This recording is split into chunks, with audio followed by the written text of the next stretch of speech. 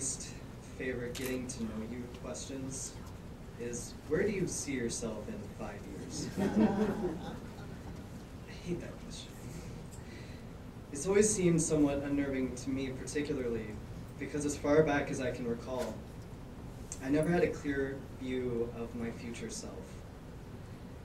And the self that was already assumed for me, the self that everyone anticipated for me, just didn't make sense to me.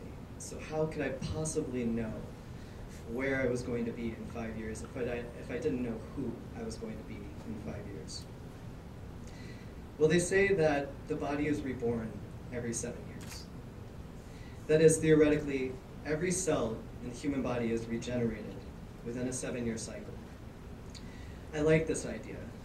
The idea that you start fresh, figuratively and literally, from the very molecular structures that make up and comprise us, to the identities that we carry that identify us and define us. For me, the 7-year cycle is particularly interesting. Consider the following. At age 7, I was just a little girl growing up in Texas. Precocious and outspoken, I was a happy daughter of a happy couple. I was the adoring sister of a wonderful big brother. And at my 5-year plan, if someone had to ask me, would be that I wanted to be the best brown-noser my teachers had ever known. 7 years later, at age 14, my brother had died of leukemia, and my parents' marriage was falling apart. It was that year that I really started grieving for my brother, and I started to explore who it was that I would be without him in my life. It was also that year that I had my first crush on a girl, another girl. I also started sending away for college brochures out of state. My 5-year plan at that time was to get as far away from Texas as possible. At age 21, 7 years later, I had escaped Texas only to discover my transgender identity in liberal Massachusetts. I moved to Ohio to begin a physical transition. It was that year, at age 21, that I left my womanhood behind with menopause and hot flashes and all. I started my manhood with puberty, with acne and all. And I finally became old enough to drink. It was a very confusing time, both for me and for the bartenders.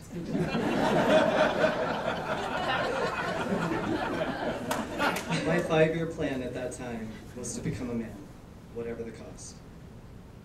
Now, at age 25, halfway between cycles of rebirth, I'm happy to realize that I have to date accomplished almost all of my previous life 5-year plan objectives. However, my next 5-year plan will be markedly different from any of them prior to now, and that is because of what I've gained in participation with this program. I'll be honest with you. I initially applied for this to cure my post-graduation blues. With my very marketable philosophy degree fresh in hand, I saw an opportunity to better understand the workings of the nonprofit world in which I dabbled, and perhaps to get some direction with my otherwise very overwhelmingly undecided future. What I did not know is that I would be more impacted by the people and by the process than by the material that we covered. I did not know that our very first experience together, the retreat with Project Diversity, would expose me to such touching lives, stories, and passions of so many incredible people. It immediately set a tone of trust and intimacy I had not anticipated. I did not know that every session I would learn more about the art of diplomacy, the value of showing and receiving professional respect, and the reward of genuinely listening and genuinely being heard than about the nitty-gritty of board management.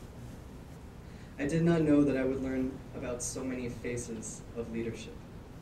My preconception of what makes a leader, the qualities that they must or must not have, has changed due to the wealth of characteristics that I had discovered with my fellow participants.